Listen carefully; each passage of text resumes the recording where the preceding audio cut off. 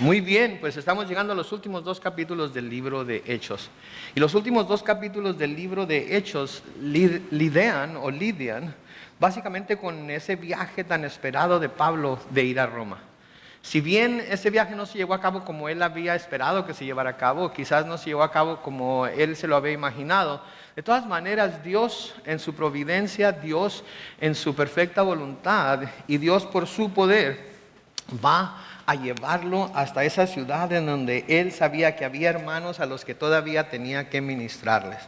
Entonces vimos, ¿verdad?, en los últimos capítulos que hemos estado estudiando a Pablo defenderse delante de diferentes magistrados, de diferentes concilios, de diferentes líderes, de diferentes reyes inclusive.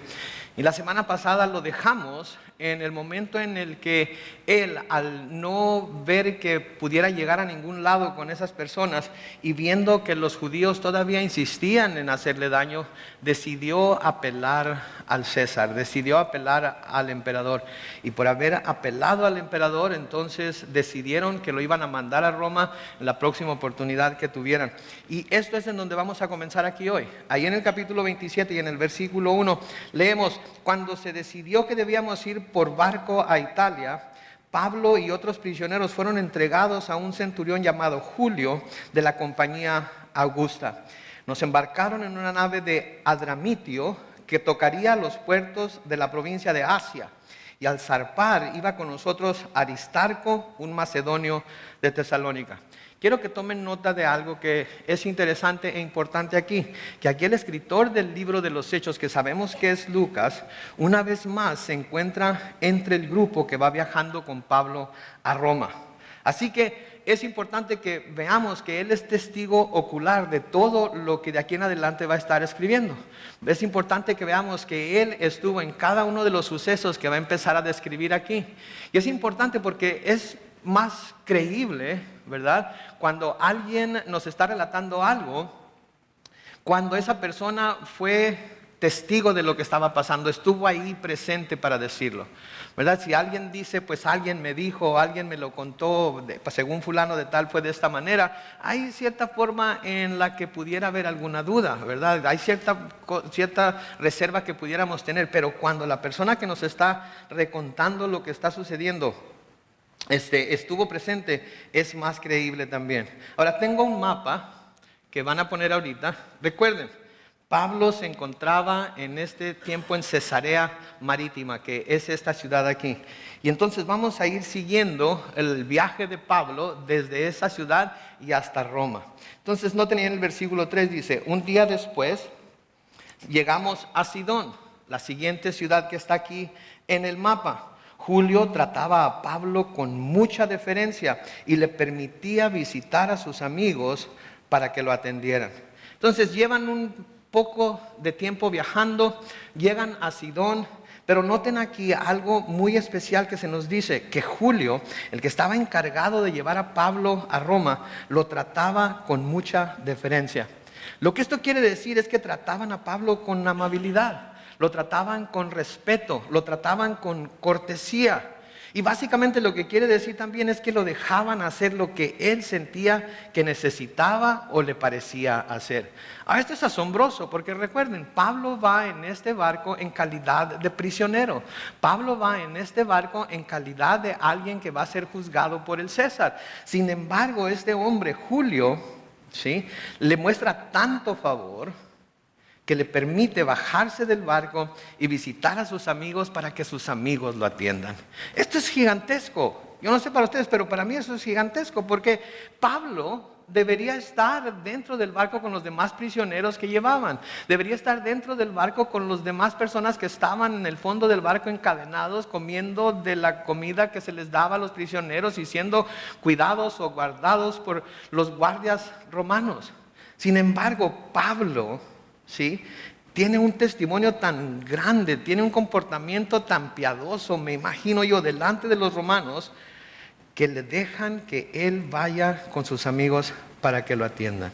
Y ¿saben qué? Yo creo que Pablo, siendo de la naturaleza que era, teniendo en su corazón ese deseo tan grande de predicar el evangelio a toda criatura, a todo el que estuviera dispuesto a escucharlo, o a todo el que estuviera a su alcance para escucharlo, creo que Pablo no había perdido oportunidad y aprovechó la oportunidad que tenía de presentarle a Julio su testimonio acerca de lo que Dios había hecho en él, ¿sí? Y de presentarle también el plan de salvación.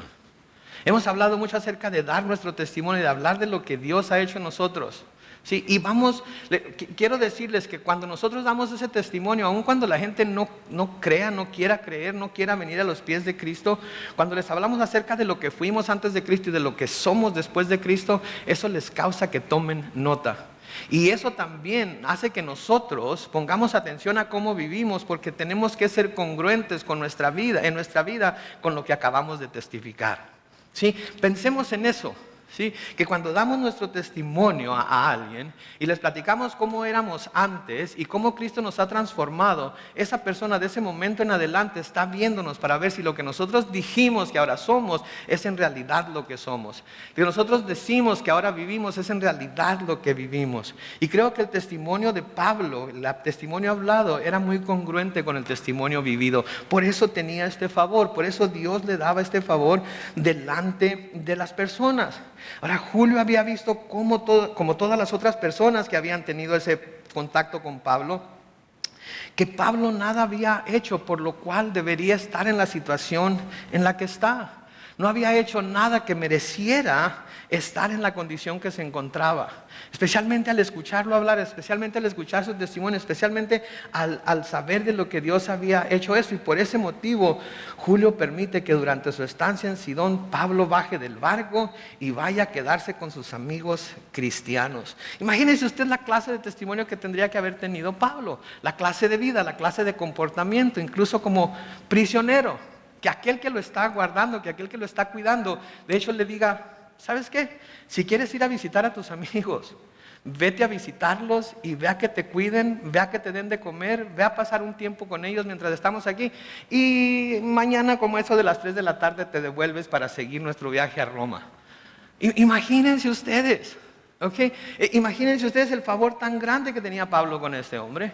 Imagínense ustedes el favor tan grande que Dios le estaba dando delante de este hombre para que eso sucediera. ¿Saben qué, mis hermanos? Esa es la razón por la cual nosotros como cristianos debemos de tratar con la ayuda del Espíritu Santo vivir una vida de santidad. Porque no le hace que digan de nosotros. No le hace que hablen de nosotros, no le hace que sepan de nosotros.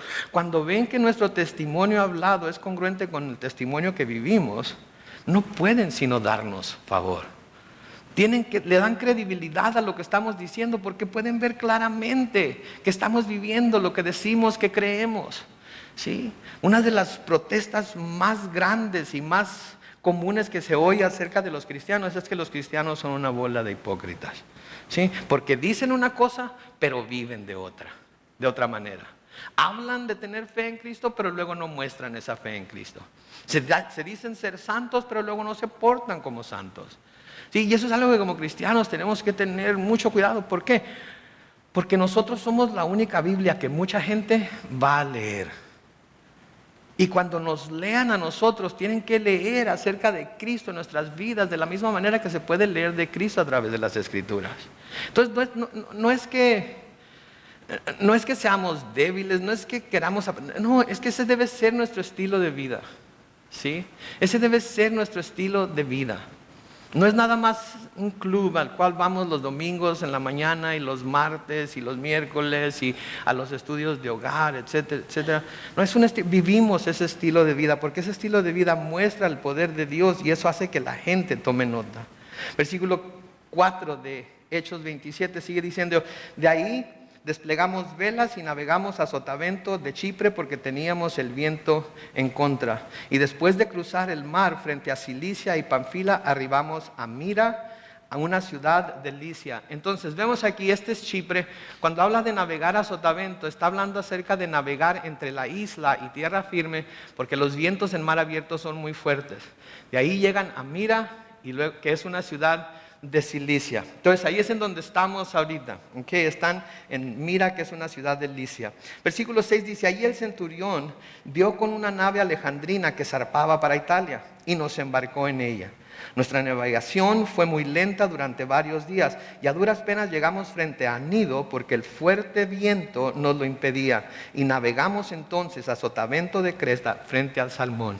Noten aquí, navegaron a Gnido, de nuevo entre islas y tierra firme por los vientos, y luego llegaron a Creta, que es la isla en donde estaba Salmón. Seguimos adelante, versículo 8. Logramos costear con dificultad y llegamos a un lugar llamado Buenos Puertos, cerca de la ciudad de Lasea. Pasaron muchos días, incluso el día del perdón, que en la versión Reina Valera 60 dice el día de ayuno. Así que era muy arriesgado continuar con la navegación. Entonces Pablo les hizo una observación. Detengámonos ahí por un momento. Estamos entonces acá en Creta.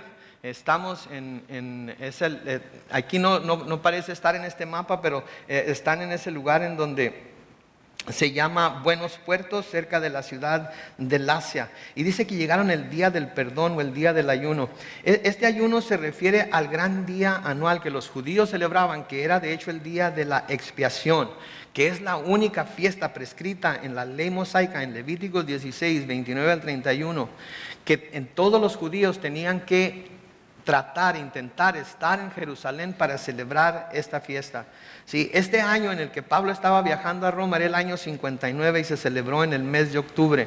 Ahora, esto tiene significancia, ¿por qué? Porque el mes de octubre es el comienzo del tiempo de frío, es el comienzo del tiempo de vientos fuertes, y todo eso va a ser usado por Dios para cumplir su propósito con Pablo. En el versículo 10 dice: les dijo: amigos, si seguimos navegando, creo que sufriremos perjuicios y pérdidas, no solo del cargamento y de la nave, sino también de nosotros. Pero el centurión no le hizo caso, pues él creía más al piloto y al capitán de la nave que a Pablo. Noten, Pablo estaba advirtiéndoles aquí que si seguían navegando iban a sufrir perjuicios, iban a sufrir pérdidas, no solamente del cargamento que llevaban en la nave, que era muy importante, como vamos a ver más adelante, pero también de vida. ¿Pero qué hace el centurión? El centurión hizo caso al capitán de la nave y al piloto de la nave antes que hacerle caso a Pablo. Ahora, la pregunta aquí para nosotros es: ¿quién no haría lo mismo que este centurión? ¿No es cierto? Digo, tengo aquí a un predicador que va prisionero a Roma a ser juzgado por el emperador, y tengo aquí a un piloto y a un capitán con experiencia que saben cómo navegar, que conocen estas situaciones. ¿A quién le voy a hacer caso? Yo creo que todos nosotros, si nos encontráramos en una situación así, sería más fácil hacerle caso a los expertos que tener que escuchar lo que tiene que decir el predicador. Diríamos en nuestros tiempos, es más fácil buscar ayuda con aquellos que dicen que saben algo, con aquellos que tienen alguna idea, ¿verdad?, de lo que es la psicología o la psiquiatría o qué sé yo, la consejería secular, que de hecho ir con alguien que pudiera aconsejarme de acuerdo a lo que la Biblia dice. Es muy fácil, tienen más credibilidad, tienen diplomas en su pared, tienen certificados en sus libreros, ¿sí? tienen todo tipo de premios y de reconocimientos porque cursaron cierta carrera en la universidad y pasaron años y años tratando de entender la psicología humana y tratando de entender los comportamientos humanos. Yo no voy a ir con un pastor, yo no voy a ir con un consejero bíblico a que me diga lo que la Biblia dice. La Biblia sin duda no tiene nada que decirme de este asunto. La Biblia sin duda no tiene nada en que ayudarme. Esto es algo serio. Pero la Biblia habla del corazón de Dios. La Biblia habla del diseño que Dios tiene para la humanidad en todos los aspectos de su vida. La Biblia habla acerca de el problema principal, el problema de donde surgen todos los demás problemas que tenemos en todos los aspectos de nuestra vida, inclusive nuestras relaciones personales. ¿Cuál es la causa de todos esos problemas? El pecado. El pecado, ¿sí? El pecado que nos gusta tener encubierto, el pecado que no queremos confesar a nadie, el pecado que nos da vergüenza tener que hablarle a alguien de él, porque entonces se van a dar cuenta de quién soy en realidad. Y por eso mucha gente no va a la consejería bíblica. Por eso mucha gente quiere ir con el psicólogo, quiere ir con el psiquiatra y prefiere ir a pagar 80, 90, 120 dólares por hora para que el psiquiatra los hipnotice y hable de su pasado y trate de encontrar las raíces del por qué son como son, por qué son tan enojones, por qué son tan gritonas, por qué son tan tercos, por qué... Sabemos cuáles son las razones. La razón es el egoísmo, la razón es el amarnos a nosotros mismos demasiado, la razón es el pecado, la razón es que no queremos hacerle caso a nadie, porque muchas veces van con el psiquiatra, van con el psicólogo y el psicólogo, el psiquiatra les dice todo lo que tienen que escuchar de parte de él, todo lo que les puede decir, y de todas maneras salen de ahí y salen, está loco. Todo el mundo está loco, menos el que necesita la consejería. Porque el que necesita la consejería no quiere ser aconsejado. Y piensan que la Biblia no tiene nada que decir acerca del problema matrimonial o de cómo lidiar con los hijos o de cómo lidiar con sus vecinos. Y yo creo más bien que no es tanto que crean que la Biblia no tiene ninguna solución para su problema. Yo creo que a veces el problema es que saben muy bien lo que la Biblia dice acerca de ese problema que están teniendo, pero no les gusta lo que la Biblia dice, así es que tienen que ir a buscar consejo de alguien que se alinee más con su forma de pensar, que les quite la responsabilidad a ellos, ¿sí? Eres enojón porque tu padre era un enojón, eres un borracho porque tu padre era un borracho, eres un drogadicto porque tu mamá era una drogadicta. Estás así de gordito como estás porque tus abuelos eran gorditos. Estás así de flaco como estás porque esa es tu composición genética. Todo el mundo tiene la culpa de lo que yo estoy sufriendo, de lo que yo estoy pasando, del problema que yo tengo, menos yo.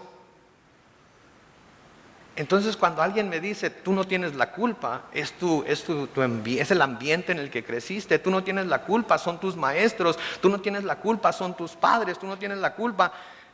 Yo digo, hey, a mí me gusta esto. Porque entonces si yo no tengo la culpa, yo no tengo nada de qué preocuparme, yo no tengo nada que hacer, el problema lo tienen ustedes. ¿Sí? El problema es de ustedes que no me aceptan así como soy. Yo lo único que estoy haciendo es revelarme a la agresión que ustedes me están mostrando porque no me aceptan así como soy. Y esa es una gran mentira de lo más profundo del infierno. Porque ¿saben quién es el causante de todos los problemas que yo tengo con mi esposa, con mis hijos, en mi trabajo, etc.? Soy yo. Porque yo no quiero doblegarme a la voluntad de ellos. Porque yo no quiero verlos a ellos, sí, con misericordia.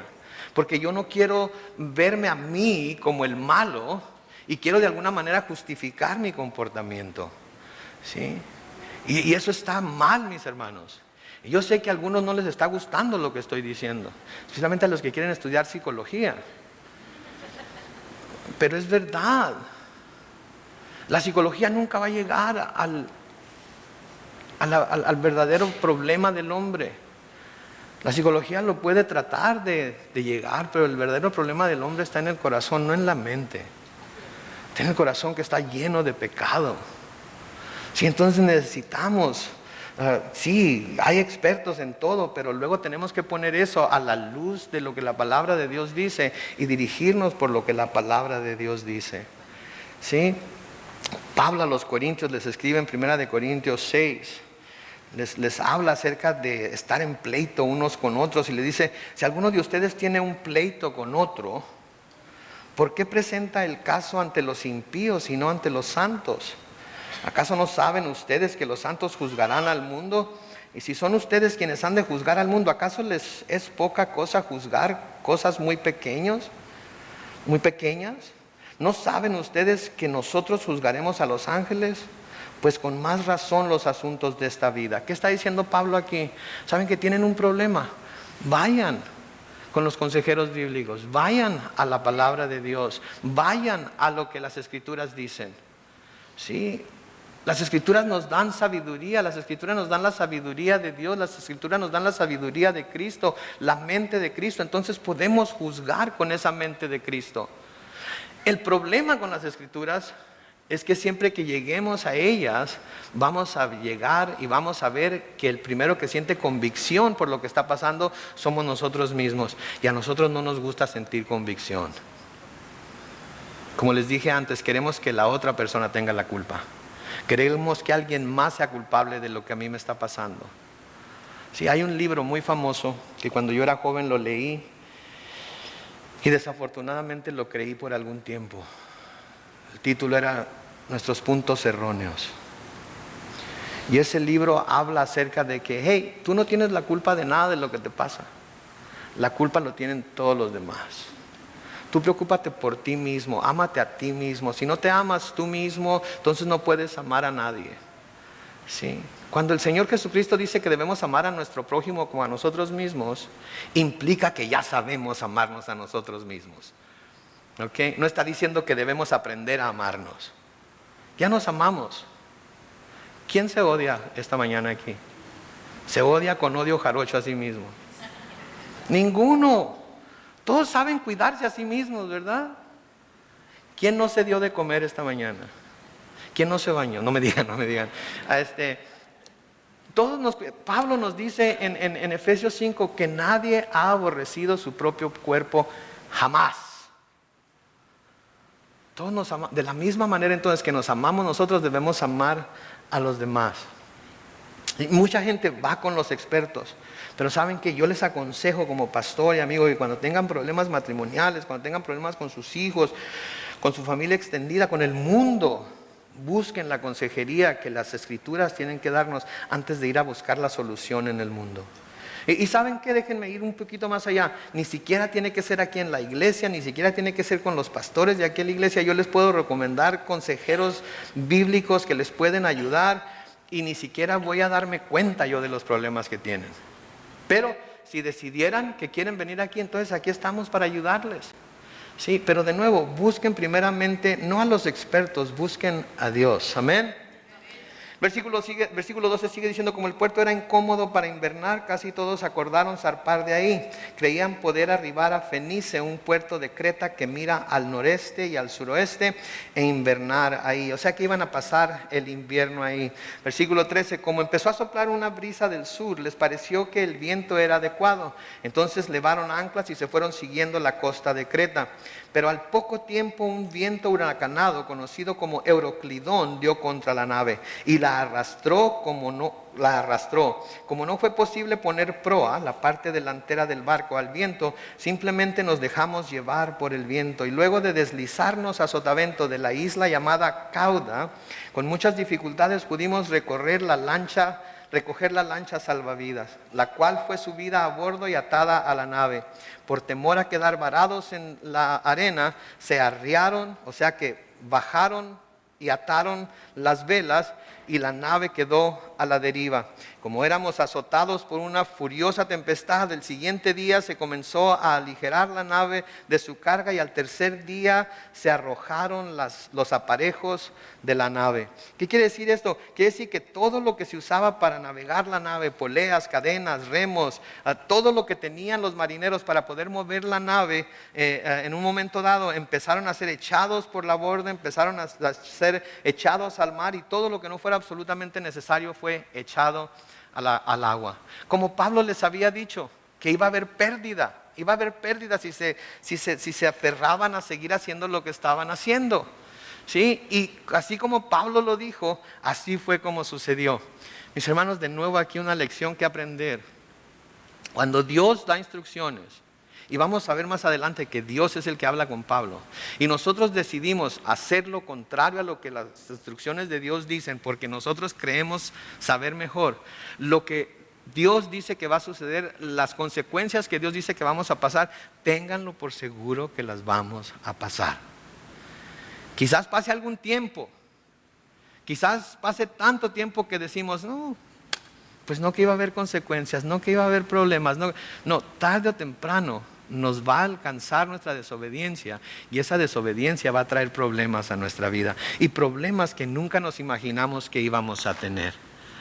Por eso cuando Dios da instrucciones, especialmente cuando Dios nos da instrucciones a través de su palabra y está claro lo que nos está diciendo, tenemos que seguirlo al pie de la letra. Porque si no lo seguimos al pie de la letra, ¿saben qué va a suceder? Vamos a sufrir consecuencias. ¿Qué es lo que les está pasando aquí? Pablo les advirtió, decidieron escuchar a los expertos, decidieron no escuchar al predicador y miren lo que está sucediendo. Versículo 20 sigue diciendo, durante muchos días no pudieron verse el sol ni las estrellas y la fuerte tempestad nos seguía azotando, así que ya habíamos perdido, noten, toda esperanza de salvarnos. Como hacía mucho que no comíamos, Pablo se puso de pie y dijo, amigos, ustedes debieron haberme hecho caso y no haber zarpado de Creta. Así se había evitado este prejuicio y esta pérdida. Pero yo les pido que no pierdan el ánimo, pues ninguno de ustedes perderá la vida, solamente se perderá la nave. Ok, Pablo. Gloria a Dios, ¿verdad? Han de haber gritado, gloria a Dios, nadie va a perder la vida, pero se va a perder la nave. Yo creo que lo primero que pensaron es, ok, Pablo, ¿cómo es que nadie va a perder la vida, pero se va a perder la nave? Estamos mar abierto, la nave para perderse, quiere decir que se va a destruir. ¿Cómo vamos a salvarnos nosotros? Pues tenemos que seguir leyendo más adelante. Noten lo que les dice en el versículo 22. Pero yo les pido que no pierdan el ánimo, pues ninguno de ustedes perderá la vida, solamente se perderá la nave. Lo sé. ¿Por qué, Pablo? ¿Por qué lo sabes? Porque esta noche ha estado conmigo el ángel del Dios a quien sirvo y pertenezco. Y me ha dicho, Pablo, no tengas miedo. Es necesario que comparezcas ante el emperador. Dios te ha concedido que todos los que navegan contigo salgan ilesos. Así que, dice Pablo, anímense, amigos míos, que Dios hará todo tal y como me lo ha dicho. Noten ustedes ahí la confianza de Pablo, noten ustedes ahí la fe de Pablo en que lo que Dios le estaba diciendo que iba a hacer, iba a hacerlo. ¿Cómo le estaba diciendo ahí que iba a llegar a Roma? ¿Cómo le está diciendo ahí que Él está con ellos? Le está dejando saber que va a haber pérdidas, le está dejando saber que van a pasar cosas serias, pero le está dejando saber también, ¿sí?, que Él, Dios, ha concedido que todos los que están con Pablo salgan ilesos. Y Pablo con toda confianza dice, así que anímense, amigos míos, que Dios hará todo tal y como me lo ha dicho. Noten, habían pasado días sin comer. El temor de lo que les pudiera pasar en el mar, la preocupación de no saber en dónde se encontraban, los mareos del sube y baja del barco, que me imagino que aunque hubieran querido comer, no lo hubieran podido hacer. Sí, yo me acuerdo la primera vez que fui a pescar aquí alrededor de Point Loma en mar abierto. Sí, quería ir a pescar uno de esos yellowtails que se llaman. Sí, y me acuerdo que fuimos en una lanchita muy pequeña y la lanchita estaba... Y me acuerdo que como a los 10 minutos de salir alrededor de Point Loma, empecé a sentir algo en el estómago. Y de repente caí al suelo de la lancha y ya no me podía levantar. Y cuando finalmente me pude levantar, lo único que hice fue levantar la cabeza así por encima de la borda de la lancha y... como 20 veces. Hasta que sentí que no tenía nada en el estómago. Y ya después de que todo eso sucedió, entonces sí, ya más o menos me pude poner a pescar y a comer Doritos y tomar café. Pero me imagino entonces ellos lo que han de haber pasado y por qué no habían comido. Sí, y luego Pablo, noten, les estaba recordando lo que les dijo antes de que zarparan. Y Pablo no se los estaba recordando para hacerse el importante, sino porque quería recordarles que exactamente como él lo había dicho, así pasó. Y esto les va a ayudar a ver que también lo que está a punto de decirles será cierto y confiable. ¿Y por qué es cierto y confiable? Porque Dios, dice Pablo. Noten que dice de quien yo soy y a quien sirvo. Noten la seguridad de Pablo aquí, de que él era propiedad de Dios y de que su Padre Celestial le había asegurado que iba a llegar a Roma y que nadie de los que estaban con él iban a morir. Noten por favor aquí a Pablo, ¿sí? ¿Saben ustedes que nosotros somos propiedad de Dios? Somos propiedad de Dios, somos de Él. ¿Sí? Y Él es nuestro Padre Celestial. Sí, Salomón cuando escribe en el libro Cantar de Cantares, en el capítulo 6 y el versículo 3 dice: yo soy de mi amado y mi amado es mío. Sí, debemos de vivir diariamente recordando que somos de Dios y Él es nuestro. Que Él está con nosotros cada momento de nuestra vida, cada instante de nuestra vida, cada situación por la que pasamos. Y que así como nosotros protegemos a nuestros hijos para que nada les pase cuando hay peligro, así Dios nos va a proteger a nosotros también. Y a veces cuando nuestros hijos tienen problemas, a veces los dejamos que pasen por esos problemas, los dejamos que pasen por esas pruebas para que aprendan cómo lidiar con ese tipo de situaciones. Porque no los sacamos de todas las situaciones por las que pasan, porque queremos que aprendan ellos mismos a ser hombres y mujeres que puedan defenderse y puedan tener experiencia en cómo hacer las cosas bien. Así Dios a veces nos deja a nosotros que pasemos por situaciones porque quiere que aprendamos a confiar en Él. No, pero es algo importante lo que estamos hablando aquí. Estamos hablando de que somos de Dios, somos propiedad de Dios y Él es nuestro. ¿Okay? Es importante que reconozcamos esto, que veamos esto. ¿Sí? Porque a veces nosotros vemos a Dios como un ser celestial que está allá en el cielo y que nada más ve para abajo de vez en cuando y a veces se olvida de nosotros y no ve para abajo. Parece ser como que está ignorando todas las cosas por las que estamos pasando. Y no es así. Y tenemos que tener esa confianza de Pablo de que yo soy de Dios y Él es mío. Y que Él está conmigo en toda situación. Él está conmigo, pase lo que pase. ¿Sí? Pablo les escribe a los Corintios en 1 Corintios 6, en el versículo 19 y 20. ¿Acaso ignoran que el cuerpo de ustedes es templo del Espíritu Santo que está en ustedes y que recibieron de parte de Dios y que ustedes no son dueños de sí mismos? Porque ustedes han sido comprados. El precio de ustedes ya ha sido pagado, por lo tanto, den gloria a Dios en su cuerpo y en su espíritu, los cuales son de Dios. Noten, den gloria a Dios en su cuerpo y en su espíritu, los cuales son ¿de quién? De Dios. Ahí en la pantalla debería estar, son de Dios, pero siguiente. Somos de Dios. Él nos compró y pagó un precio muy alto por nosotros. No fuimos baratos para Dios. Porque aunque nosotros como seres humanos, y les va a caer esto como balde de agua fría a muchos, no valemos nada para Dios.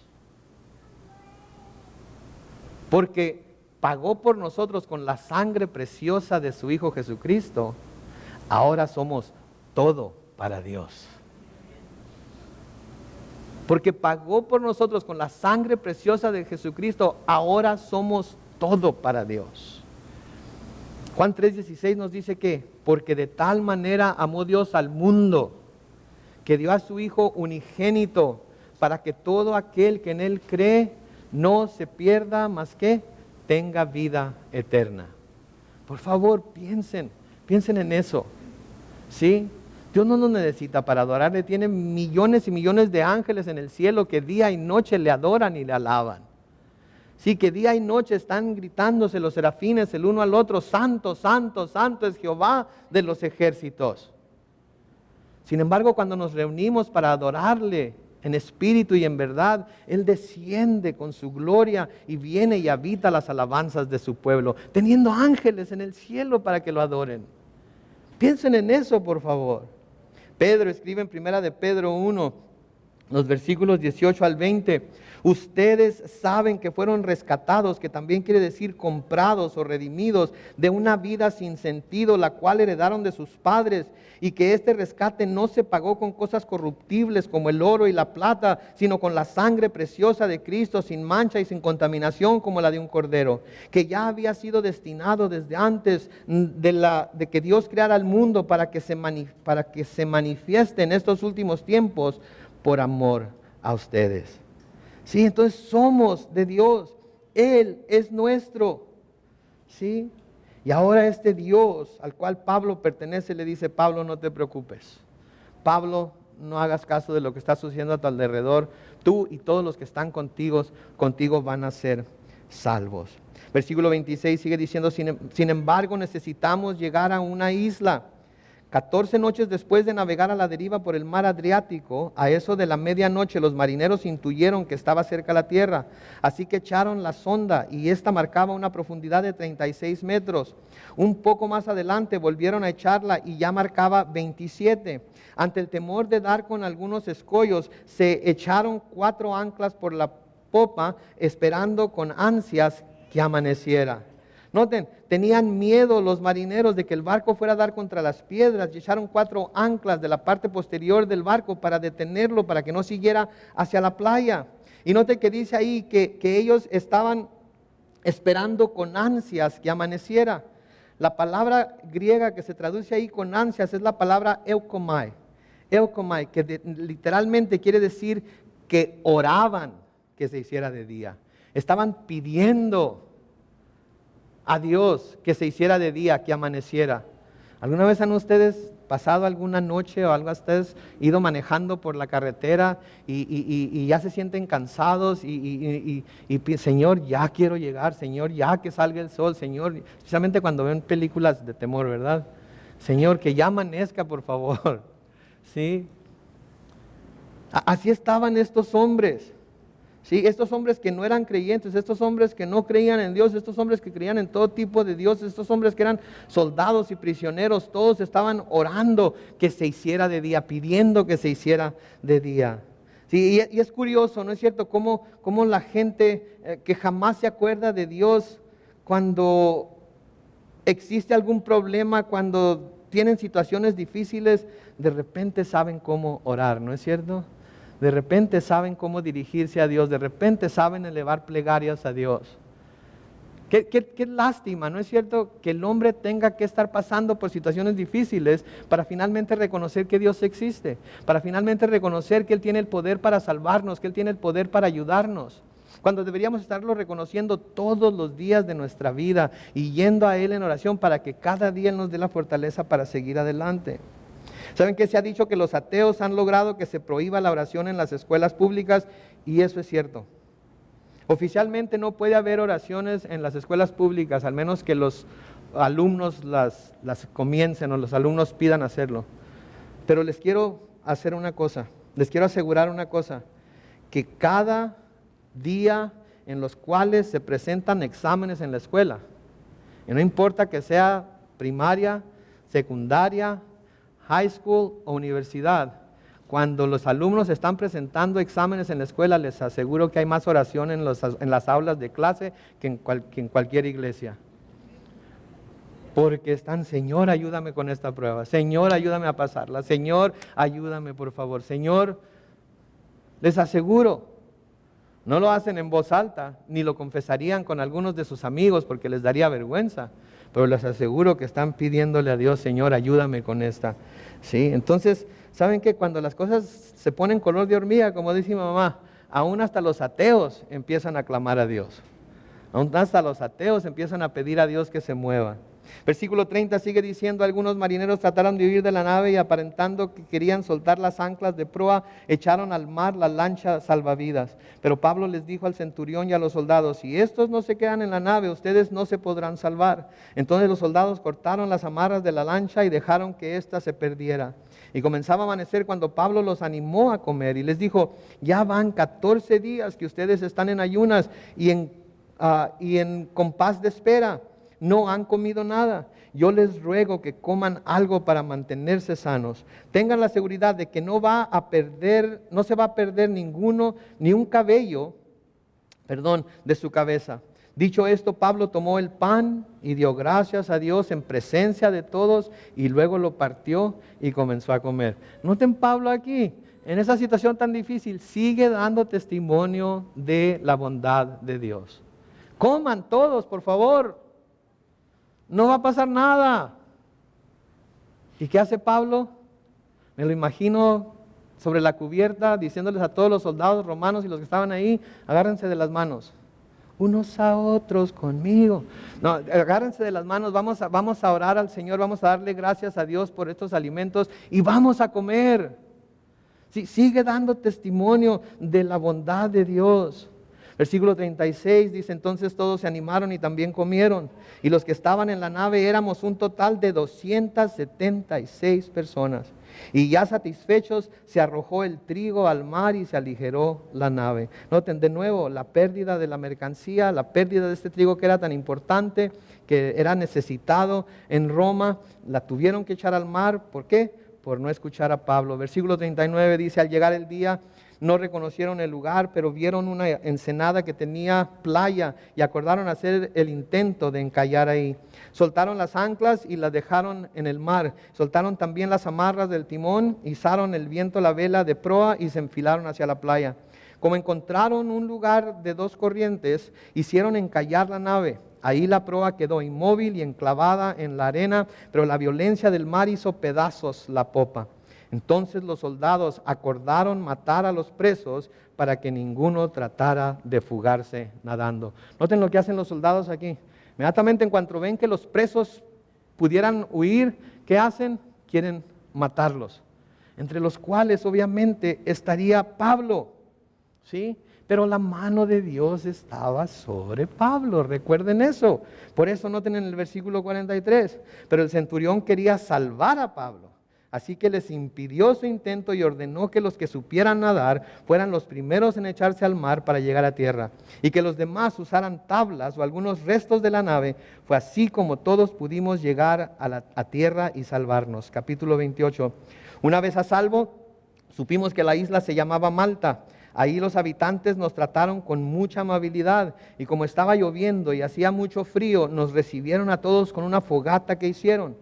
Pablo fue entonces a recoger algunas ramas secas para echarlas al fuego, pero una víbora que huía del calor se le prendió de la mano. Cuando los lugareños vieron que la víbora prendía de su mano, se dijeron unos a otros, con toda seguridad este hombre es un homicida, pues logró escapar del mar, pero la justicia lo ha alcanzado y no lo dejará vivir. Noten aquí a estas personas de la isla. Estas personas de la isla pensaban como mucha gente piensa, que a la gente mala le pasan cosas malas, ¿verdad? La gente piensa, no, si fueras bueno, si fueras buena persona, si te portaras bien, si no estuvieras haciendo nada malo, si no estuvieras pecando contra Dios, no te pasarían todas las cosas que te están pasando. No te pasaría, no estuvieras enfermo, no tendrías esas necesidades, no tendrías esas carencias. Si tú estuvieras bien con Dios, como dices estar, entonces todo te estaría saliendo bien. ¿Cuántos creen que eso es verdad? ¿Cuántos de nosotros no tenemos nada con Dios? No estamos faltándole en nada a Dios y estamos pasando por alguna enfermedad. Estamos pasando por alguna situación en nuestra vida. Estamos pasando por algún problema. Estamos pasando por alguna situación en el trabajo. Y sabemos que estamos bien con Dios, no estamos pecando, no estamos haciendo nada. Pero ¿saben qué? Cosas malas les pasan a la gente buena también. ¿Sí se acuerdan de Job? ¿Se acuerdan de Job? Pablo no era ningún homicida, Pablo no era una persona que mereciera que algo malo le sucediera.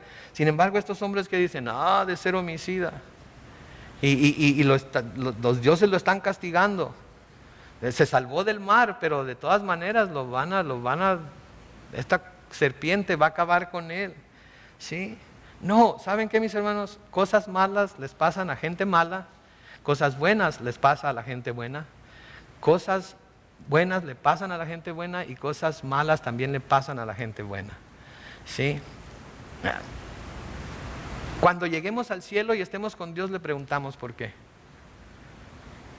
Pero yo creo que aunque cuando lleguemos al cielo, aun cuando tengamos alguna pregunta, vamos a estar tan gozosos de haber llegado al cielo que se nos van a olvidar todas. Vamos a andar brinque y brinque, la hice. Y Dios va a decir, ¿qué me ibas a preguntar? No, nada. Gracias, Señor, por estar aquí. Noten en el versículo 5, pero Pablo se sacudió la víbora y ésta cayó en el fuego sin que Pablo sufriera ningún daño. La gente esperaba que Pablo se hinchara y cayera muerto, pero como después de mucho esperar vieron que no le pasaba nada, cambiaron de parecer y lo consideraban un Dios. Noten ahí lo voluble e inconsistente que puede ser la gente. En un momento, eres un pecador, eres un malo, eres esto, por eso te está pasando lo que te está pasando. y de repente no pasa nada. Oh, tú tienes el oído de Dios, a ti Dios sí te oye, ora por mí, haz esto por mí, pídele por mí, etcétera, etcétera. Así de voluble es la gente. En un momento nos tiene acá arriba y en otro momento zarrazadas hasta abajo. Versículo 7 dice: en aquella isla las propiedades eran de un hombre importante llamado Publio, quien nos recibió y amablemente nos hospedó durante 3 días. Y resultó que el padre de Publio estaba enfermo, tenía fiebre y disentería y estaba en cama. Pero Pablo fue a verlo y luego de orar por él le impuso las manos y lo sanó. Y cuando se supo lo que Pablo había hecho, otros de la isla con distintas enfermedades vinieron a él y también fueron sanados. Noten el Señor aquí usando a Pablo para sanar a estas personas, para presentar su poder delante de ellas, para bendecirlos a ellos. ¿Y saben qué? Nosotros como cristianos debemos de ser bendición en donde quiera que vamos. Un compañero de al lado está enfermo de catarro. Hey, ¿me permites orar por ti para que el Señor te sane? Alguien está pasando por alguna necesidad. Hey, yo soy de un Dios muy poderoso y Él es mío. ¿Me permites orar por ti para que su situación cambie? Pero tenemos que tener el valor, el denuedo para hacerlo. Para ponernos en peligro nosotros mismos, con tal de dar a conocer a nuestro Dios delante de la gente. Tenemos que estar dispuestos a hacerlo. Que nos pueden decir que no. Nos pueden decir que no. ¿Es lo peor que puede pasar? Ahorita sí. Más adelante, quién sabe. Pero por ahorita lo peor que pueden hacer es decirnos que no creen en lo que nosotros creemos y que nos quedemos con nuestro Dios. Y yo a eso digo, amén. Pero si necesitas que ore por ti, si quieres que ore por ti, ¿sabes qué? Aunque tú no tengas fe para ser sanado, por amor a mí, Dios te puede sanar. ¿Quieres que ore por ti? Y que ellos decidan, ¿sí? La palabra de Dios es muy clara, ¿sí? Y cuando el Señor Jesucristo envió a sus discípulos a predicar el Evangelio a toda criatura, les dijo en Marcos 16, versículos 15 al 18, vayan por todo el mundo y prediquen el Evangelio a toda criatura. El que crea y sea bautizado se salvará, pero el que no crea será condenado.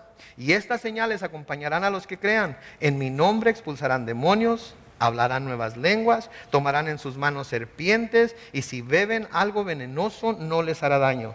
Además, pondrán sus manos sobre los enfermos y ¿qué? Estos sanarán.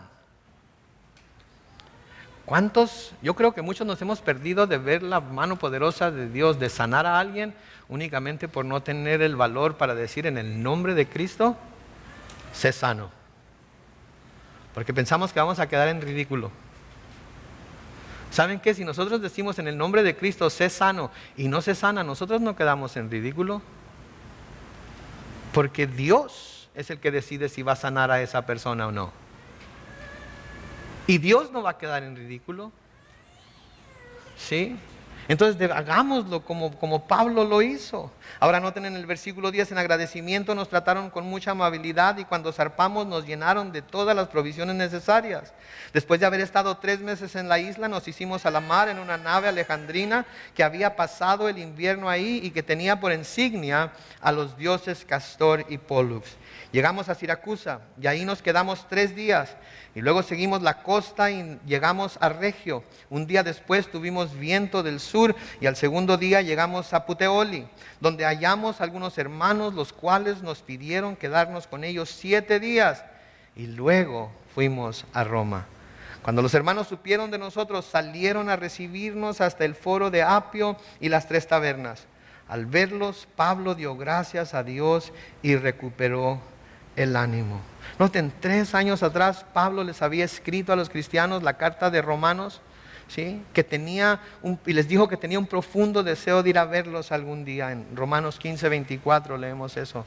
Ese día había llegado. Pablo finalmente había llegado a donde Dios le dijo que iba a ir un día. Versículo 16 dice: al llegar a Roma el centurión entregó los presos al prefecto militar, pero a Pablo se le permitió vivir aparte bajo la vigilancia de un soldado. 3 días después, Pablo convocó a los judíos más importantes. Cuando todos estuvieron reunidos, les dijo: hermanos míos, yo no he cometido ningún mal contra el pueblo ni contra las costumbres de nuestros padres.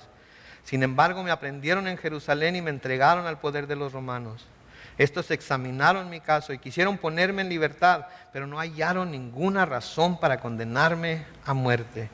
Pero como los judíos se opusieron, me vi obligado a apelar al emperador, y aun cuando no tengo nada en contra de mi pueblo. Por esta razón los he llamado, pues quería verlos y hablar con ustedes. Me encuentro encadenado por creer en la esperanza de Israel. Ellos le dijeron: nosotros no hemos recibido de Judea ninguna carta en relación contigo, ni ha venido ninguno de los hermanos a denunciarte o a decir algo malo acerca de ti. Pero nos gustaría que nos dijeras lo que piensas, pues sabemos que por todas partes se habla en contra de esta secta. ¿Cuál es esa secta? La secta de los cristianos. En todas partes se habla en contra de ella. Ninguna parte la quieren. Donde quiera que van, la gente dice que está poniendo al mundo de cabeza, que está trastornando al mundo. ¿Y saben qué? Lo seguimos haciendo. Seguimos trastornando al mundo. Trastornamos a la gente en su forma de vivir porque los llamamos al arrepentimiento de su pecado y a volverse a Cristo. Y mucha gente no le gusta escuchar eso. Mucha gente no le gusta que tiene de qué arrepentirse. Mucha gente no le gusta saber que un día van a tener que encontrarse con Dios y que la única manera de poder estar bien con Él es por medio de Jesucristo. Y mientras nosotros clamemos el nombre de Cristo como el único medio por el cual el hombre puede ser salvo, siempre van a estar en contra de nuestra secta, de nuestro Señor. Porque el mundo cree que hay muchos caminos a Dios. Porque el mundo cree que hay muchas maneras de llegar a Dios. Y una de esas maneras es la propia justicia del hombre. Y en el hombre no hay nada justo que pueda presentar delante de Dios.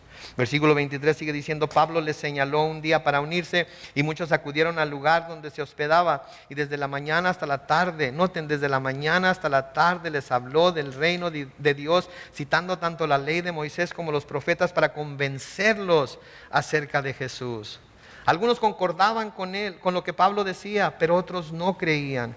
Y como no se pusieron de acuerdo, al retirarse, Pablo les dijo: bien habló el Espíritu Santo a nuestros padres por medio del profeta Isaías cuando dijo: ve a este pueblo y dile, ustedes oirán pero no entenderán, verán pero no percibirán, porque su corazón se ha endurecido y sus oídos son incapaces de oír. Han cerrado sus ojos para no ver, ni oír, ni entender bien, para que no se conviertan y yo los sane. Por lo tanto, deben saber que a los no judíos o a los gentiles se les envía esta salvación de Dios, y ellos sí oirán. Y al oír esto, los judíos se fueron luego de discutir largamente entre ellos. Pablo permaneció 2 años enteros en una casa alquilada, y ahí recibía a todos los que iban a verlo. Y noten esto en el versículo 31. Y sin ningún temor ni impedimento, ¿qué hacía Pablo? Les predicaba acerca del reino de Dios y les enseñaba acerca del Señor Jesucristo. Noten, sin ningún temor y sin impedimento. ¿Qué estaba diciendo? ¿Qué está diciendo aquí las Escrituras? Que Dios va a cumplir con su propósito, pase lo que pase. Si nosotros estamos dispuestos a seguir lo que Dios nos dice, Él va a llevarlo a cabo. Pero nosotros tenemos que ser como Pablo, tenemos que insistir, tenemos que seguir adelante, nada nos puede detener. Sí, y noten que Pablo predicó ahí 2 años, cuando lo tuvieron arrestado en su propia casa. Algunas otras cosas que hizo Pablo mientras estuvo en ese arresto: escribió las epístolas a los Efesios, a los Filipenses, a los Colosenses, a Timoteo y a Filemón. Noten, no se desperdició el tiempo aún cuando estaba en la cárcel. Él mismo seguía el consejo que le dio a Timoteo en una de sus cartas. Ese consejo que le dio a Timoteo lo escribió en 2 de Timoteo 4, 1 y 2, en donde Pablo le dice: te encargo delante de Dios y del Señor Jesucristo, quien juzgará a los vivos y a los muertos en su manifestación y en su reino.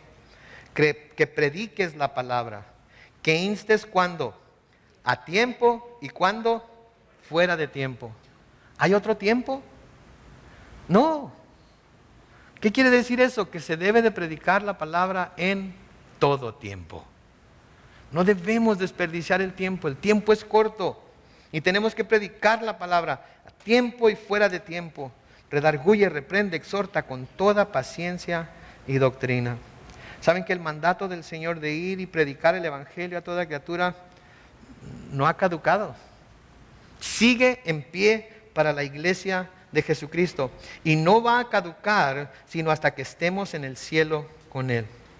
Hasta entonces todos debemos seguir sintiéndonos como que hemos sido enviados por el Señor a hacer precisamente esto. Algunos a partes muy lejanas en el mundo, a otros a la casa del vecino de al lado, ¿sí? Pero todos hemos sido enviados. Entonces la pregunta es, ¿estamos yendo o no? Porque eso es lo único que importa, mis hermanos. Si estamos obedeciendo el llamado de Dios o no. Eso es lo que tenemos que ver, ¿sí? Espero que este estudio en el libro de los Hechos nos haya abierto los ojos a lo que la iglesia en general debe estar haciendo y a lo que nosotros como cristianos en particular debemos estar haciendo también. Y que recordemos que todos hemos sido, ¿qué? Enviados a predicar el Evangelio. Así es que salgamos de aquí con esa mentalidad, salgamos de aquí con esa meta. Amén.